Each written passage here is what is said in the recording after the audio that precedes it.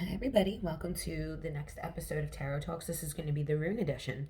Um, Now, funny thing, I think if you follow me, you know that I'm pretty bad on getting the videos out in a timely fashion. So, Spirit, Universe, whatever you want to call it, has been nipping at my feet. Like, girl, you better put this video up because the third rune, which was the next rune in this series, showed up twice in two of my readings that I did for people this week. So it was like, bitch, you got the content, put it out, put it out. Okay, so here we are. This reading was really interesting for me. So let's start with the rune. This is Thurisaz, okay? This rune's related to Thor and Thor's hammer. Now, Thor's hammer is extremely formidable, extremely powerful. So this rune holds a lot of power. Now, if we're relating it to cards in the tarot, they say when this rune comes up, again, it's very formidable. People are like, "Ugh." So it's like one of them cards that shows up like death that people are afraid of, or the tower. Um, I would relate it closely to the tower because Mars is the ruler of this, and it has the same feeling when people see this rune as the tower, and the tower is ruled by Mars. So this is like major inconveniences, major pains, a lot of power, a lot of eruption, violence, disruption. In the poems that are linked to the runes, they talk about inconveniences and it also being a scorn to women. And the funny thing is, in both these readings, were women who were in relationships that went bad. Okay, so this rune showed up in both readings for this week for these women. So I have an app called Galaxy Runes. It's really good to look at the poetry that's attached to the runes on that app. However, the meanings that they give you for each rune are kind of like, they're very basic. So I would definitely use that as a tool, but also Google people who really study runes, people who are of the Nordic traditions. They have really good interpretations of these runes to help you really understand what they are about. So one of the meanings that it gives you, like the basic meanings for this room, is that there's power in inaction. Okay, so we have two upside down cards that also denote inaction. So this was where like my mental space was when I was interpreting these cards. Now, usually when you look at judgment, you think either you're being very judgmental or you are avoiding looking at yourself, and because you don't want to look at your shortcomings, you don't want to judge yourself in a way that you should, how other people see you, how other people see your shortcomings, your wrongdoings, all those things. So this being upside down, that would denote that, and this would also denote avoiding moving on to another space in your life that's going to help you grow, because this is a leaving card, this is a moving away card. Okay, but upon further inspection, I just felt like this had a more powerful meaning. So how I do my readings is I don't even have to meet the person, I don't have to see them, I don't have to know them. I put the cards down, I think about their name, and then I do my numerical interpretations, and I just kind of start to automatic write. And so I'm going to go over some of the notes that I had from this reading here. This rune represents subconscious passion and violence. The Hammer of Thor, this is about power. This is about power that is contained and also wielding and containing your power. Because we have these inaction cards, this feels like to me like don't act, don't emotionally react. It's time to hone your power. It's time to understand that this person has very deep emotions and feelings that could run her into a rut if she acts on them. Again, this is a Scorpio card, so Scorpio denotes that as well.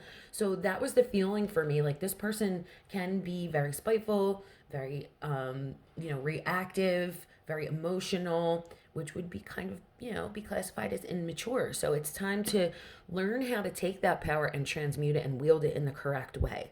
This is the single woman card of the tarot. There's two tarot cards that denote a divorcee or a single woman.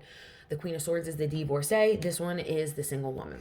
Okay, that's the Nine of Pentacles. So Thurisaz is about the mastery of our most destructive power, what's inside of you, the source, and where is it coming from. So she was being asked to examine the source of her power. Where are all these feelings stemming from? Why can't we just take this relationship and, the fact that it's not working out and be like, okay, it's not working out, I'm just going to move on, instead of being reactive from it? There's a source in there. There's something in there that needs to be recognized that is causing you to react to that type of pain instead of processing the pain and moving on like other people would. Okay, so going into this reading, I can see a theme emerging between two inverted judgment cards. You have Pluto inverted, the Six of Swords, Mercury, and Aquarius. The planetary rulership of Mars underneath Pluto, it has a very volatile feeling because Pluto is volatile and so is Mars. Okay, you have to think of the energies of the planets. Okay, so you're getting the feeling, and then we have Scorpio, these deep dark emotions, these childhood traumatic things that stay in our body and need to be transmuted and transformed. Okay, we can be talking about conflict. And normally when judgment is inverted, there's a denial of something, or refusing to change, being stuck, feeling judged, or being overly judgmental. And when Six of Swords is reversed, you are kept from making changes. In both cards, there is refusal or denial of something. Okay, but I had a theory, and we're coming to it.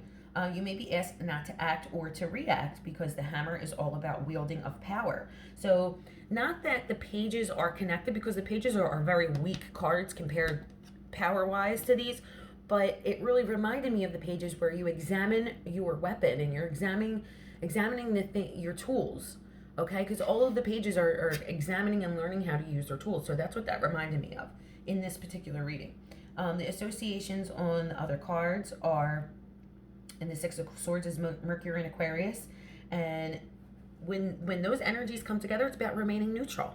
Okay, and if you look at the numerology, the nines, the source of the nines is the Hermit, and he's gray. He's between black and white. Okay, so he remains neutral.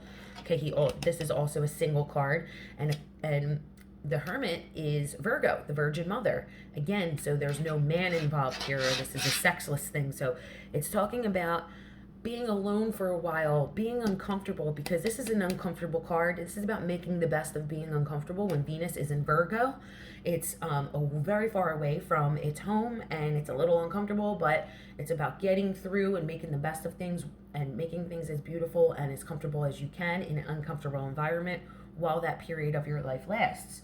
Okay,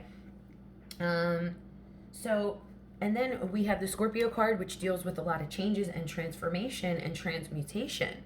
So this is talking about like this old self, this old person, this reactive person. It needs to go. For her to grow and to move into the next phase of her life, this transformational phase, she needs to dead these issues. These are holding her back. These are weighing her down. And these are going to be a scorn to her in the future. This can hurt you. These feelings, these emotions, these things that you are reactive with. These are things that can bring you down. So that was my interpretation of this reading. Again, this is the third rune in the Elder Fruth Arc, and it's ruled by Mars. So it's a conflict rune. They say that it's the thorn in the side because it looks like a thorn. So it's also related to thorns and issues and problems. I hope this was helpful to you. I hope you guys have a great Monday, and hopefully I can get this other video out to you guys sooner than I did this one. Thank you so much for watching. Thank you for the follows and the comments, and if there's anything you would like to see, please engage with me. Let me know. I'd be happy to help you guys out. Have a great day.